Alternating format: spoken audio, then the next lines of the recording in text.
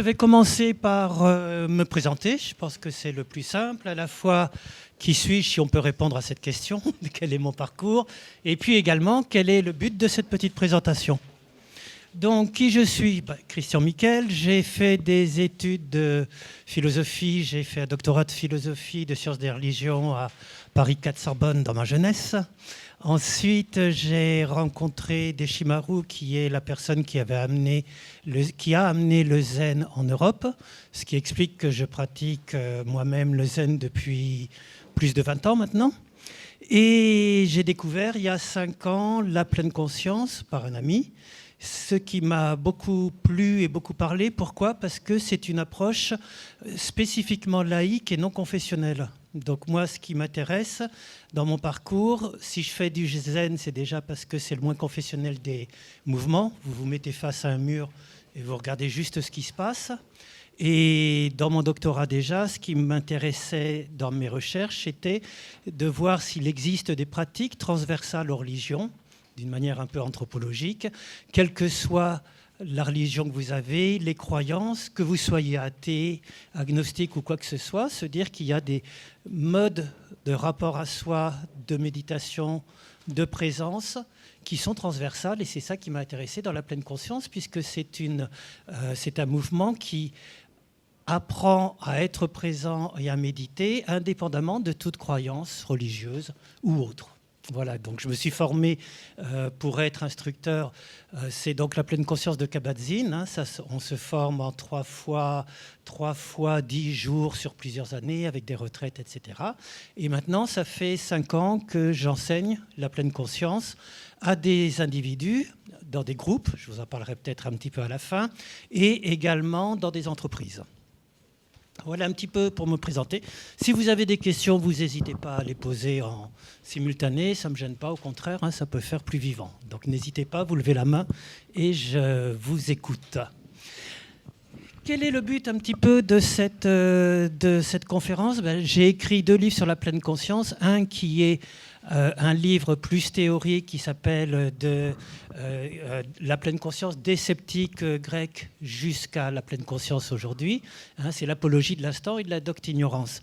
Et puis ensuite, j'ai eu envie de faire un livre beaucoup plus accessible qui s'adresse à la fois à des gens qui n'ont jamais pratiqué la pleine conscience, savoir un peu ce que c'est, comment soi-même tout seul, on peut déjà essayer de comprendre qu'est-ce que cela signifie, comment pratiquer, etc.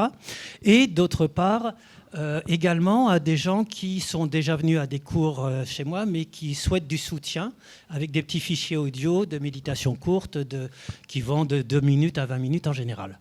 Voilà un petit peu le but que je me suis fixé, qui est vraiment d'initier de manière très simple, très pratique, c'est pour ça que ça s'appelle pratiquer, hein, la pleine conscience, à qu'est-ce qu'on entend par la pleine conscience.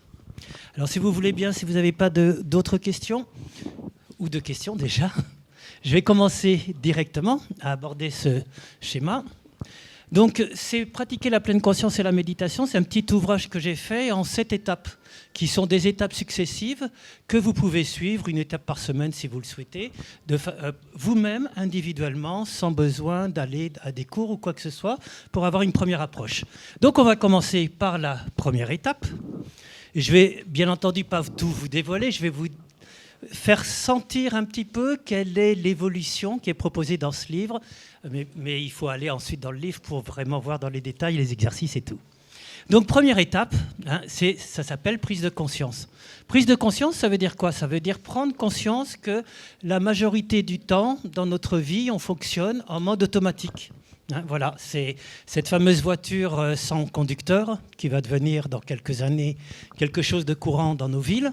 Et ben, c'est peut-être ce qu'on fait nous-mêmes avec notre vie très fréquemment, ou est-ce qu'on ne vit pas souvent sa vie sans être aux commandes, sans pilote? Alors, il y a des petites enquêtes qui le montrent très bien. 90% de nos actes quotidiens se déroulent à notre insu, sans être vraiment présents, le cerveau se mettant en pilotage automatique. Je vous laisse réfléchir par vous-même, juste 2 secondes. Le nombre d'actes que vous faites de manière automatique sans être vraiment présent à ce qu'on fait. Que ce soit quand je travaille sur un dossier, que ce soit quand je fais une activité routinière, ou même quand je conduis, ce qui est plus dangereux, bien entendu. Prendre conscience du pilotage automatique, ça veut dire qu'on vit la plupart du temps ailleurs, hein, soit dans des soucis, soit dans des rêves, un petit peu cette personne qui est en train de lire ou de travailler, on ne sait pas trop, et puis qui part avec les oiseaux qu'elle imagine. Et puis, soit on revient sur le passé, hein, le passé qui est comme un boulet qu'on va ressasser, revenir au passé. Ça peut être aussi de manière nostalgique, positive, mais ça peut être très fréquemment avec des relents du passé qui reviennent de la nostalgie, des regrets, etc. Ou alors, hein, le future shop, se projeter dans le futur perpétuellement, dans des projets, dans autre chose, dans ce que j'ai à faire, dans ma liste des to-do, des choses à faire, etc. Sans être vraiment dans le moment présent, qui est pourtant, comme dit Kabat-Zinn, le seul moment où on existe et où on vit. Prendre conscience du pilotage automatique, donc il y a cette fameuse suite dans le futur, dans le passé, etc. Et puis il y a aussi cette nouvelle maladie du siècle qui s'appelle le multitâche, où on s'habitue à toujours faire 2 ou 3 choses à la fois.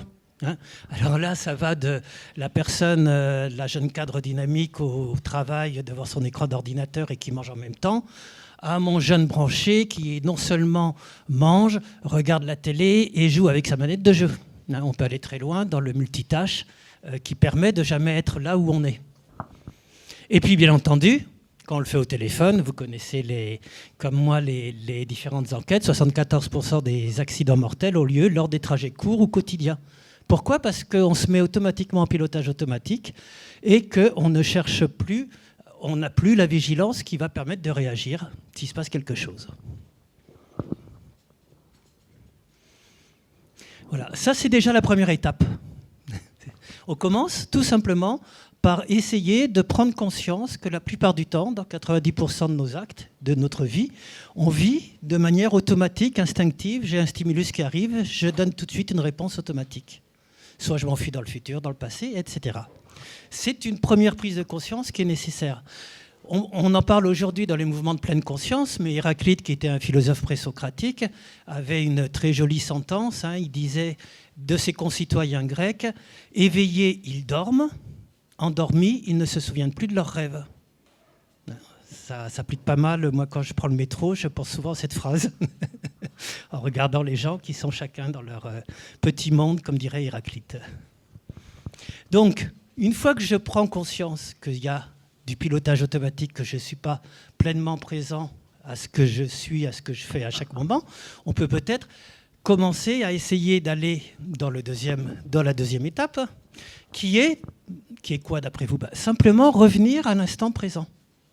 Hein, ne plus être ailleurs, ne plus être dans le passé, dans le futur, mais choisir de laisser de côté les rancœurs et les regrets dans le passé, les espoirs ou la peur du futur, hein, puisque le futur, c'est soit je vais y mettre tous mes espoirs, soit je vais en avoir peur, et se recentrer sur ce que je vis, ce que je suis, dans le moment pile où je suis en train de vivre, d'exister. Donc, c'est revenir à l'instant présent. Là encore, on n'invente rien. Hein. Les Grecs avaient, les Latins avaient cette fameuse formule carpe diem, hein, qui est l'une des dictons les plus connus des Latins. Cueille le jour, profite de l'instant présent, profite de la vie qui est juste là. C'est pas la peine de chercher à aller ailleurs. Elle est là. C'est ce qu'on est en train de vivre en ce moment. En ce moment, dans cette salle, par exemple. Juste. Pas dans d'autres projets, dans d'autres choses. C'est déjà pour les Latins, voilà ce que je vous disais, cueillir le moment présent. Qu'est-ce que ça veut dire, revenir sur le moment présent ? Ça veut dire cultiver la présence. C'est très joli qu'en français, ce soit le même mot qui dit être présent et puis cultiver la présence. Parce que qu'est-ce que c'est que cultiver la présence ? C'est d'être présent à ce qu'on est, et ce qu'on est, c'est-à-dire comment je vis, quelles sont mes sensations physiques, mes émotions, mes pensées sur le moment, et puis ce qu'on fait. C'est-à-dire si je suis en train de manger, je mange, si je suis en train de parler dans ce micro, je suis en train de parler dans ce micro, j'essaye de ne pas faire 3 choses à la fois, d'être pleinement présent à ce que je fais à chaque instant. Donc c'est la présence à soi, hein. C'est dans cette diapo, c'est l'arbre qui est justement à l'intérieur du cerveau. La présence au monde et à la nature, si je suis en train de me promener dans la nature, d'être simplement en train d'être en contact avec la nature, de ressentir la nature sans penser à autre chose. Et puis surtout, bien entendu, ça débouche aussi sur la présence aux autres. C'est-à-dire que si je suis présent à moi-même et à la nature, au monde environnant, sans projeter perpétuellement des jugements sur ce que je vois, je peux peut-être plus facilement mieux écouter l'autre, mieux le voir tel qu'il est. Donc ce sont les 3 niveaux de présence qu'on essaye de développer, de la présence à soi, de la présence au monde, à la nature et de la présence aux autres.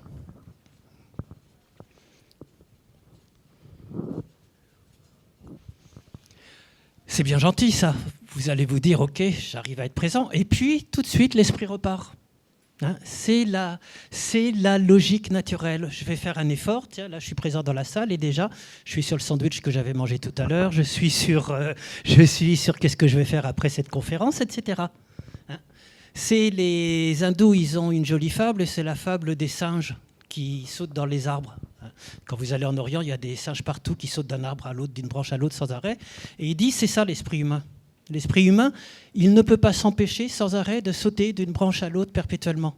Et j'essaye de revenir au moment présent. Donc, je me recentre et puis après, je repars à nouveau dans mes automatismes, dans mes absences, etc. Alors, il y a plein de choses qui nous font partir dans les automatismes et ailleurs. Ça peut être ce que j'appelle la liste des to-do. Vous avez tous peut-être des petits post-it jaunes ou autres. Et puis, on met tout ce qu'on a à faire. Et hop, on est embarqué dans toutes les tâches. Souvent, on préconise de faire des listes de to be. Juste une chose sur la liste des to be, d'être. Et pas simplement toutes les activités que je projette.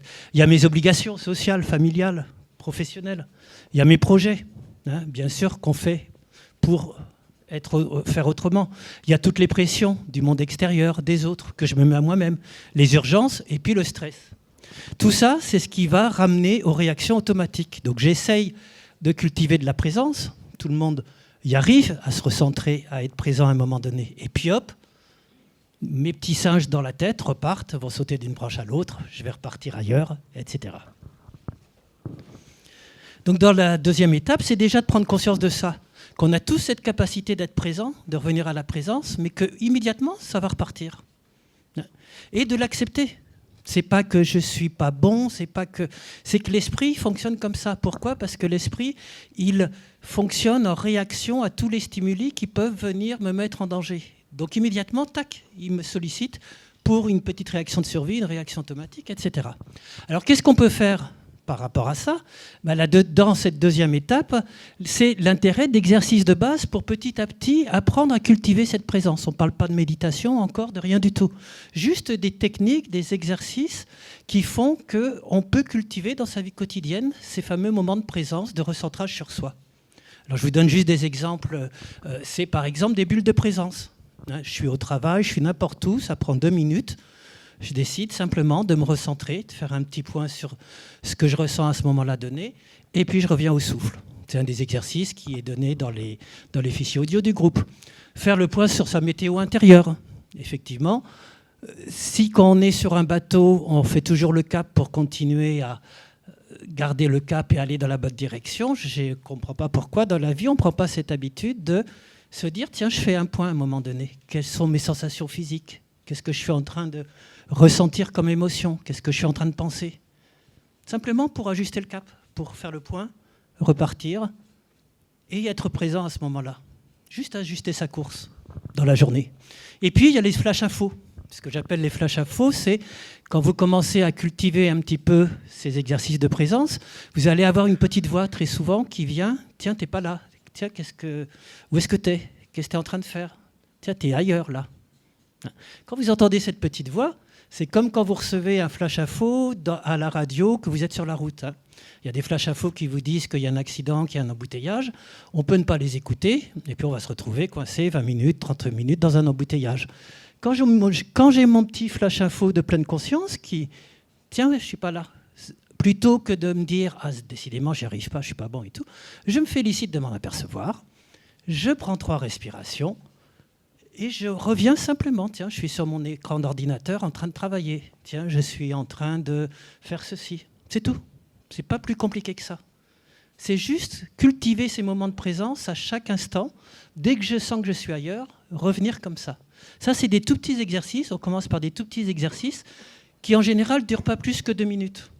Hein, juste pour commencer à prendre cette habitude de voir qu'est-ce que c'est que d'être présent à soi et de faire ce phénomène, ce mécanisme de retour à soi, à son attention.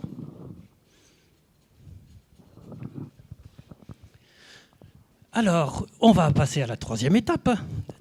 Donc, la 3e étape à laquelle on va arriver, c'est ce fameux mot de pleine conscience. Quand on commence à comprendre qu'est-ce que c'est, à pratiquer, à expérimenter ce que c'est que d'être présent à soi, dans sa vie, avec les autres, dans le monde, c'est ce qu'on appelle la pleine conscience. Vous en avez probablement tous entendu parler plus ou moins, parce qu'on en entend parler beaucoup aujourd'hui.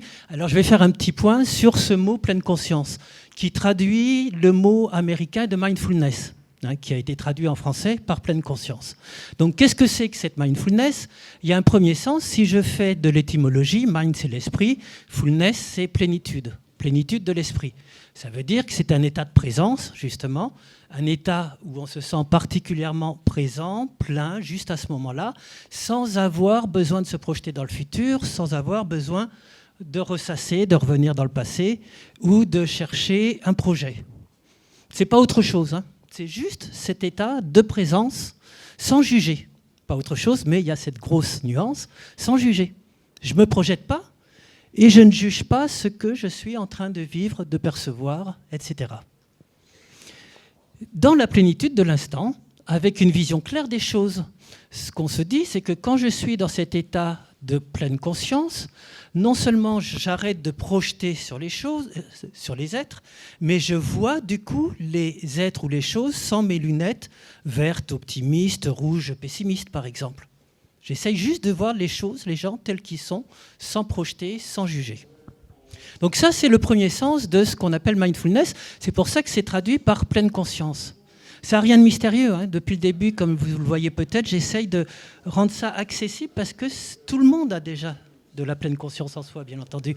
C'est comme Maître Jourdain, hein. C'est comme Monsieur Jourdain chez Molière. Hein. On fait de la prose sans le savoir et de la poésie sans en avoir envie. La pleine conscience, elle est chez chacun de nous. Je vais vous laisser juste 15 secondes de silence pour que vous cherchiez en vous la première souvenir, la première expérience de pleine conscience que vous voyez venir. Juste un moment où vous vous êtes senti bien là. C'est-à-dire sans projeter, dans le futur, sans revenir au passé, sans besoin de parler. Et vous aviez cette impression d'être présent. J'ai juste laissé chercher, ça peut être une promenade dans la nature, ça peut être avec quelqu'un, ça peut être en écoutant un concert. Est-ce que tout le monde a trouvé au moins une situation de présence?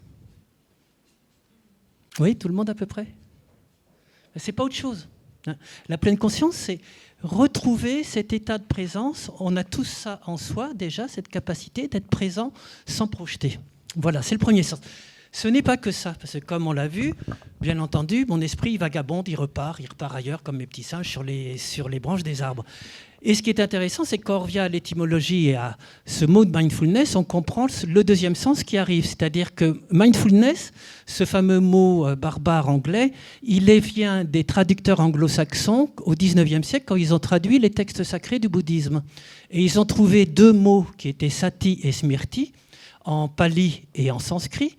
Et ces 2 mots sati et smriti dans les textes bouddhistes, qu'est-ce que ça signifie? Ça signifie l'un présence et l'autre attention juste. Et qu'est-ce que c'est que la présence et l'attention juste dans les textes du Bouddha? C'est l'un des 8 moyens que le Bouddha préconise pour chercher l'éveil et pour se libérer de toutes les vues fausses, etc.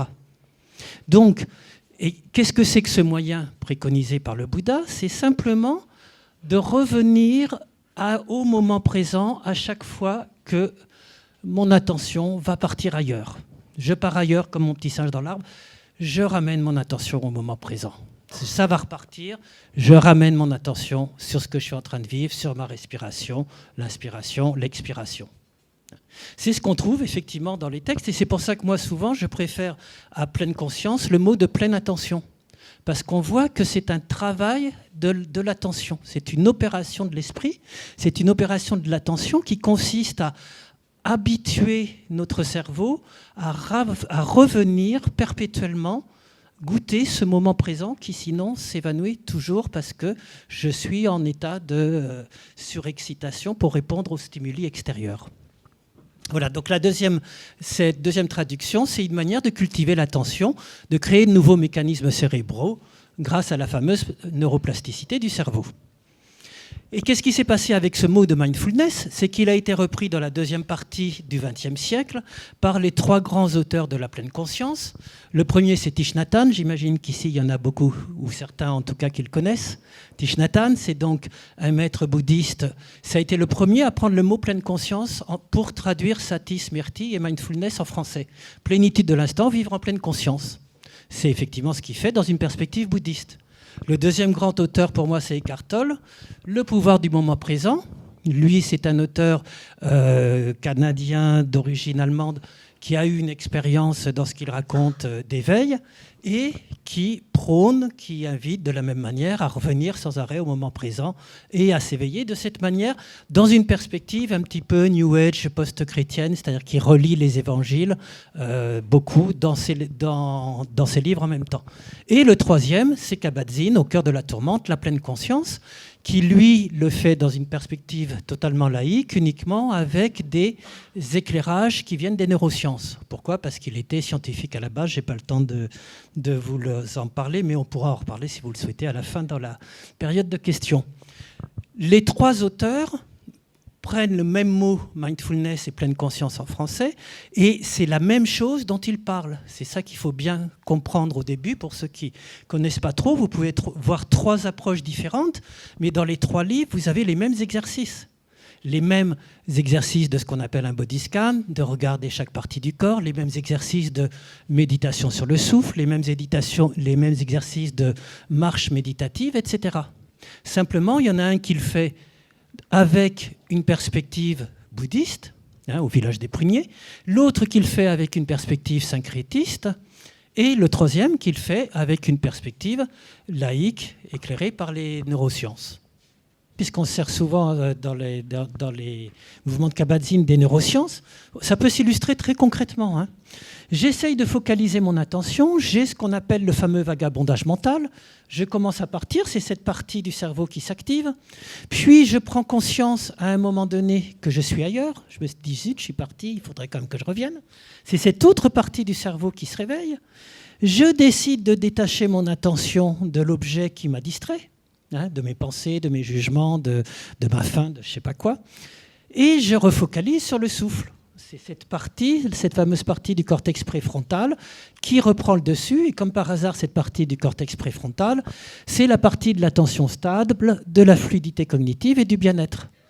Donc, les exercices de l'attention, et plus tard les méditations à laquelle on va arriver, c'est simplement faire cet exercice perpétuellement. Je pars, j'apprends à discipliner mon attention, à la ramener sur le moment présent, et petit à petit, on imprime, entre guillemets, ce circuit à l'intérieur du cerveau. C'est comme ça que Christopher André parle de muscler, même si ce n'est pas un muscle, bien entendu, mais de muscler son cerveau. On fait tous de la gymnastique pour muscler le corps, et comme vous dit Christophe André, pourquoi est-ce qu'on n'apprend pas à muscler son cerveau, à faire ce circuit de l'attention qui revient perpétuellement sur le moment présent? Voilà. Donc c'est juste une explication de ce qui se passe dans le cerveau pendant qu'on fait cet exercice. Alors quand on en est à ce stade, les exercices pour ramener son attention au présent, à chaque stade, je donne des petits exercices qu'on peut faire. Bien entendu. Les deux exercices essentiels, c'est revenir au souffle, ce qui est une forme déjà de méditation quand on le fait plus que 2 minutes, bien entendu, ça peut se faire pendant 10 minutes, 20 minutes, etc. Et puis revenir aux sensations corporelles. Vous avez vu que je vous ai fait faire deux choses. C'était à la fois revenir au souffle, et puis après, quand je fais ma météo intérieure, qu'est-ce que je ressens, où, dans le corps, etc. Ça, ce sont les deux outils de base pour débuter, où on va petit à petit réinstaller de l'attention, de la pleine conscience. Des questions par rapport à ça? Alors, on va monter d'un petit étage pour aller vers l'étage du détachement et où on va voir qu'est-ce que c'est que la méditation pour répondre à votre question. C'est-à-dire qu'au début, il s'agit simplement de prendre conscience que je suis en pilotage automatique, puis que je peux essayer de revenir, et puis de faire des exercices sur le souffle et puis sur les sensations corporelles. Et puis après, si j'y prends goût, j'ai envie de méditer plus longtemps, de 20 minutes, 30 minutes, 40 minutes. C'est là que commence la méditation. Alors la première chose, méditer, c'est pas le penseur de Rodin, hein. Ça, c'est le penseur de Rodin. On a tout de suite l'impression que la méditation, c'est quelque chose d'intellectuel, de sérieux, où on va réfléchir. Pas du tout. La méditation, elle n'a pas du tout cet aspect volontaire, d'effort stoïque, héroïque sur ses pensées, etc. Alors, pour vous expliquer ce que c'est que la méditation, je vais faire justement, puisqu'il y avait la question, je vais faire un petit rappel historique de ce mot méditation. Le mot méditation, ça vient d'une racine indo-européenne, med, qui veut dire mesurer. Quand c'est passé chez les latins, medicare, ça a pris le sens de trouver la bonne mesure, trouver le bon soin à un niveau médical également. Ce qui est très intéressant, puisque ça veut dire que dans ce mot, originairement, il y avait aussi ce côté prendre soin qu'il y avait.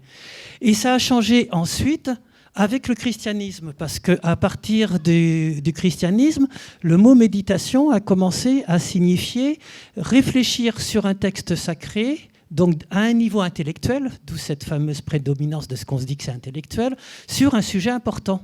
Bossuet écrivait des méditations, ça ne veut pas du tout dire qu'il méditait dans le sens qu'on fait actuellement, mais ça voulait dire qu'il prenait un texte des évangiles et qu'il préparait son sermon.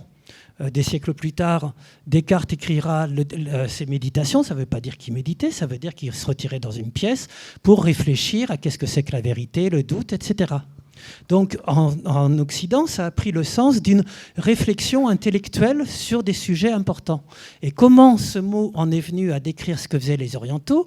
C'est tout bêtement lorsque saint François a eu le premier contact avec le Japon, il a rencontré des moines zen.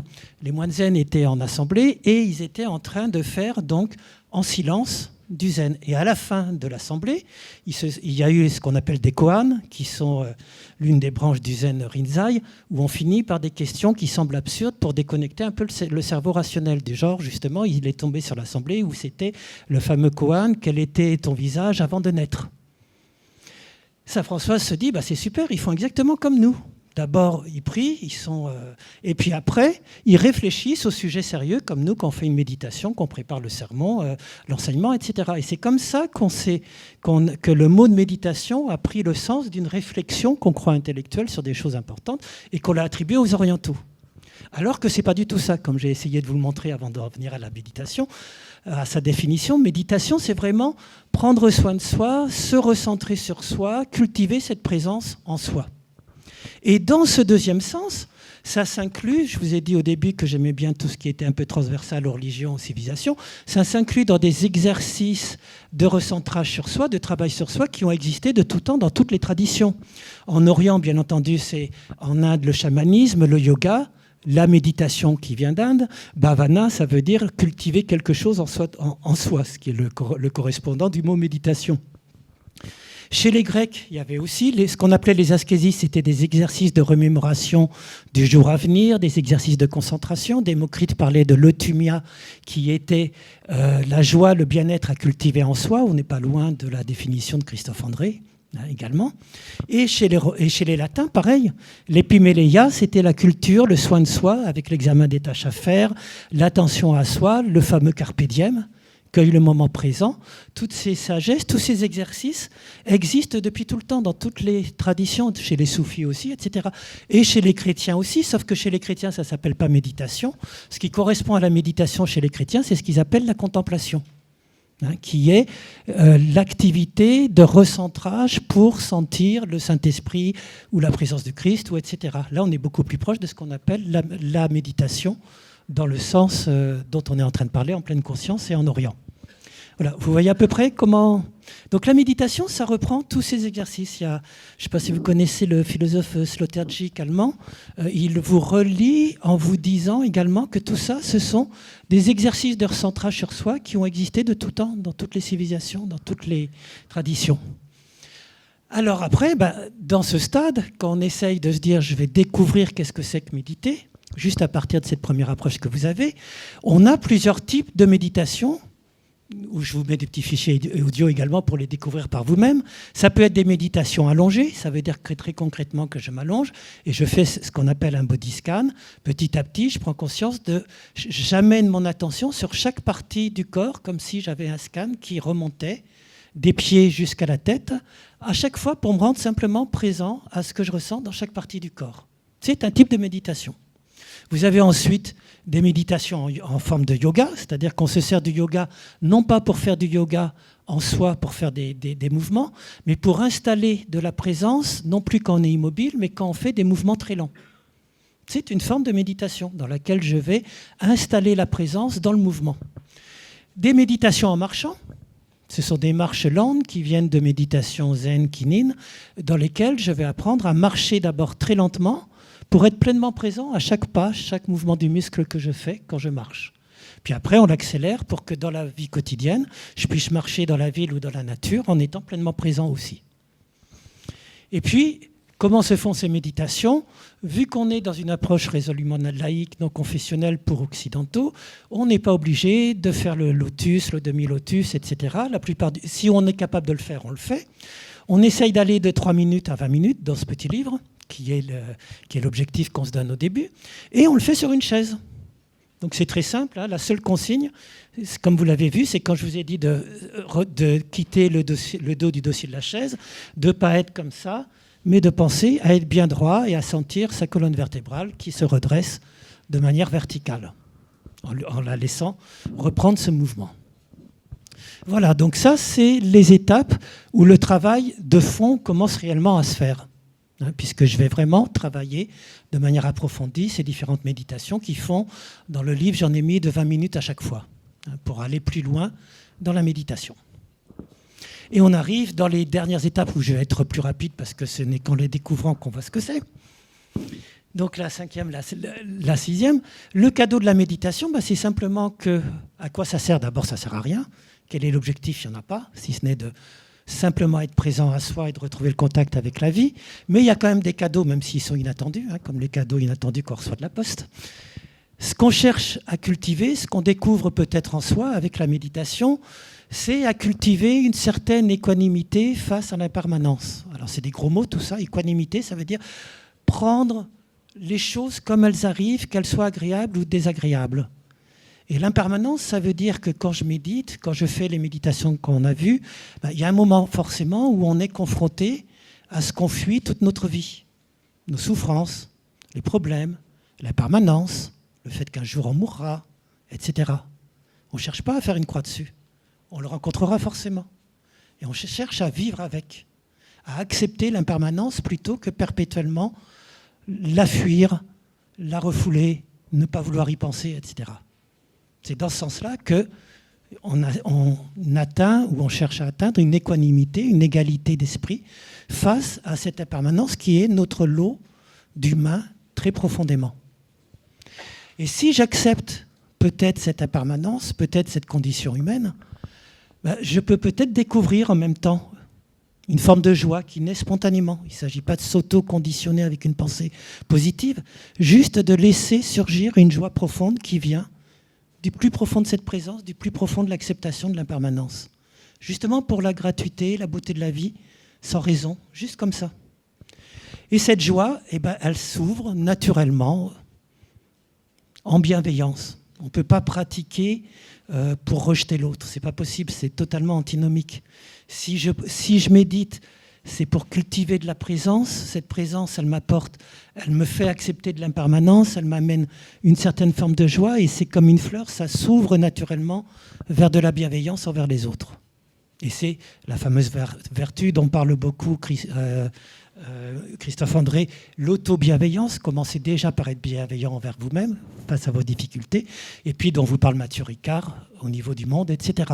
C'est la même chose, c'est exactement toujours ces valeurs fondamentales qui sont importantes. Mais ce ne sont pas des choses qu'on se met comme un objectif. C'est des choses qui se cultivent à l'intérieur de soi, qui se développent par la pratique, qui réémergent de là où elles sont enfouies. Voilà. Alors là aussi, il y a des petits exercices quand on arrive dans ces stades dans le livre, des exercices de méditation de l'amour bienveillant, qui a été très popularisé par Mathieu Ricard. Et puis, essayer de se dire si je commence à sentir de la bienveillance envers les autres, qu'est-ce que ce serait communiquer en pleine conscience? Communiquer en essayant de garder cette qualité d'écoute et de pleine conscience quand je communique avec l'autre. On est assez proche, très proche de la communication non violente, pour ceux qui le connaissent, bien entendu, qui en est une autre forme. Hein, en apprenant à apprivoiser ses émotions. Il ne s'agit pas de lutter contre ses émotions, de vouloir les refouler. Au contraire, il s'agit de les écouter, de les accepter, de les intégrer, de les apprivoiser, comme dit très bien cette petite image. Voilà. Et puis la 7e étape, et puis après je garderai 10 minutes si vous voulez bien pour les questions, parce que j'aime bien avoir des échanges, des feedbacks, des critiques, des objections, des partages de vécu, c'est toujours important. Donc la dernière chose, c'est ce que j'appelle une voie de sagesse laïque, parce que pour moi, la pleine conscience, c'est pas simplement une thérapie pour aller mieux. C'est pas de, comme souvent on fait un peu le contresens, de cultiver mon petit ego et faire en sorte que mon petit ego soit encore plus joli, plus performant, plus narcissiquement adorable et tout. Hein. Au contraire, c'est travailler sur le fond, à se défaire de l'ego, à atteindre cette présence et à l'ouvrir vers les autres avec de la bienveillance. Donc c'est une forme de sagesse, c'est pas une forme de développement personnel. Bon, c'est facile de dire que c'est du développement personnel parce que c'est la première approche. Mais profondément, si vous faites vraiment de la pleine conscience comme de la méditation, vous découvrirez très vite que ça n'a rien à voir avec le développement personnel dans le sens développer toutes mes capacités de mon moi. C'est au contraire retrouver des racines plus profondes avant le moi. Alors, cette voie de sagesse laïque, à la fin, pour aller un peu plus loin, puisque ça c'est vraiment un ouvrage d'initiation ou de complément, soit vous pouvez le faire de manière individuelle, le livre suffit à ça, puisque je mets des liens audio pour que vous puissiez le faire, et après, si vous le souhaitez, vous pouvez aller dans des groupes de ce qu'on appelle MBSR, ça c'est les méthodes de Kabat-Zinn, moi-même j'en anime beaucoup, mais c'est à chacun de voir bien entendu. C'est des groupes de 8 semaines dans lesquels il y a des cours de 2h30 à chaque fois où j'apprends petit à petit à la fois ces différentes méthodes et puis surtout à pratiquer 45 minutes chez moi chaque jour régulièrement de façon à ancrer petit à petit cette pratique. C'est une approche, vous avez compris peut-être que je suis résolument laïque et non confessionnel dans mon approche, donc c'est une approche résolument non confessionnelle. On ne parle jamais d'aucune croyance, ça s'adresse autant à des croyants qu'à des non-croyants, qu'à des incroyants.